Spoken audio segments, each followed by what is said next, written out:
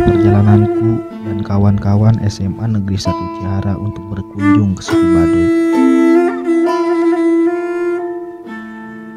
Ragam intelektual dan kebudayaan yang melekat pada suku Baduy menjadi ciri khas tersendiri dari suku Baduy.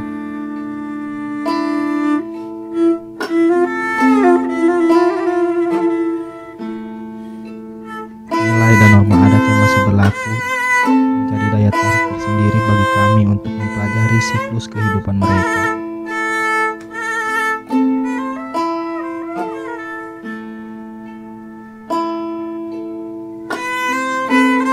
Kehidupan yang masih berdampingan dengan alam menjadikan suasana yang sejuk, tenang, dan damai.